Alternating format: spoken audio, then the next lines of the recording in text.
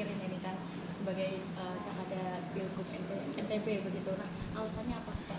Ya, DPW PKB setelah mendapatkan masukan dari DPW sekaligus hasil survei yang ada di NTB dan juga komposisi masyarakat yang ada di NTB, memang Bu Rohmi dengan Pak Musafirin itu yang ideal. Hasil surveinya paling tinggi. Komposisi masyarakat NU dan NW di NTB, Lombok dan Sumbawa, pokoknya ideal. Laki-laki perempuan, ideal. Dan DPP memandang ini yang terbaik untuk NTB dan pasti insya Allah akan menang di pilkada nanti. Seberapa besar sih Pak potensi kemenangannya menurut PKB sendiri? Berdasarkan laporan kemungkinan di NTB akan ada 3 poros. Akan ada 3 poros. Nggak muluk-muluk, Bu Rahmi sama Pak Musafirin yang penting 51% aja udah. Karena 3 kan, karena 3 gitu. Kalau untuk NTT sendiri bagaimana? Kalau untuk NTT Pak Petrus Kamlasi dan Pak Andi Garu, dua-duanya sama dengan NTB. Kalau Pak Kamlasi dari tentara, Pak Andi Garu dari sipil. Ya, kalau NTB kan pesantren ya, dari pesantren. NTB juga petahana wakil gubernur, lebih yakin lah itu. Lebih kalau yang NTT bukan petahana tapi dari militer. Dan untuk NTT cocok karena NTT itu daerah kepulauan butuh yang agak tangguh. Ada pulau-pulau kecil. Saya pikir patut diuji, dicoba di NTT itu gubernurnya dari tentara. Itu kira-kira gitu. Isu terkini. Nah ini tadi menyampaikan baru aja tadi di DPR kemungkinan untuk mungkin bisa saja batal untuk mendukung Mas Anies karena ini nanti ada KIM plus DKI bisa saja barengan untuk koalisi di nasional juga.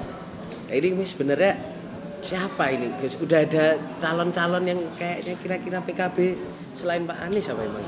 Yang diobrolin sama teman-teman Kim ya Gus? Enggak, tadi saya ditanya wartawan, ada wacana Kim plus Koalisi Indonesia Maju plusnya plus dua-duanya atau satu.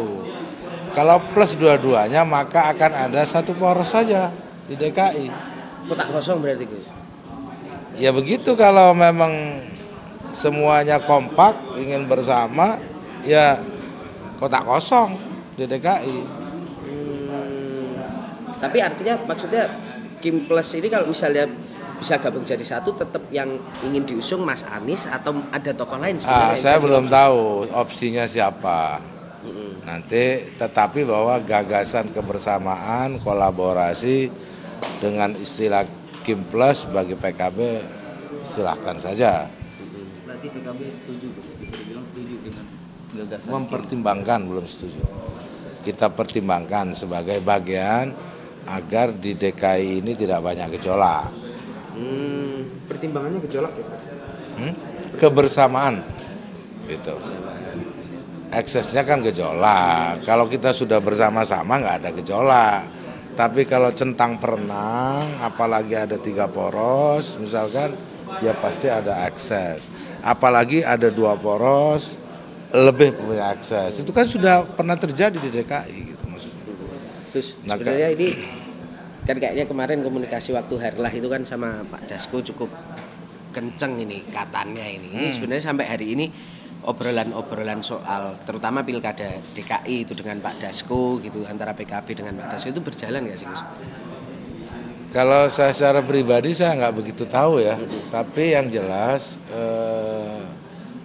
kader-kader Gerindra dan PKB intens. Ya termasuk saya, tapi intens tuh komunikasi. Dan komunikasi untuk membangun Indonesia masa depan yang lebih baik. Oke. Ya menyambung Indonesia ini. Ini sebelah kayaknya mau bikin itu tim 5 itu tuh nanti kalau misalnya memang seolah-olah mendirikan PKB versi sana itu gimana itu Gus? Mungkin nggak itu BBM? Makanya ini itu yang kita hindari. Kalau buat tim-tim, PKB juga bisa buat tim. Tapi kan kita tahu dari awal bahwa PBNU itu ada istilahnya khitoh, tidak berpolitik. Kok sekarang berpolitik? Itu kan yang dibuat itu kan alat politik. NU dijadikan alat politik hari ini oleh dua orang mungkin, orang per orang, bukan NU secara nasional. Bukan keputusan Rakernas atau apapun gitu ya. Ya itu kan pleno katanya. Tapi di bawah juga saya tanya nggak ada. PAC, ranting enggak. Yang jelas PBNU telah masuk jalur politik, menggunakan institusi ini untuk kepentingan politik. Kalau tadi Gus Hasil mengatakan bahwa kemungkinan hanya ada 2 orang, kalau kita lihat ini sebenarnya kan konfliknya kan dimulai dari ketika DPR melakukan pansus soal haji, dan kemudian Gus Yahya mengatakan bahwa karena ini adik saya itu kemudian seolah-olah disasar gitu. Artinya ini apa, kayak seolah-olah PBNU masuk ke ranah pribadi, politik yang urusannya pribadi. Makanya ini masuk ke ranah politik yang tidak seharusnya. Satu, partai politik ikut campur. Keputusan DPR dianggap urusan pribadi.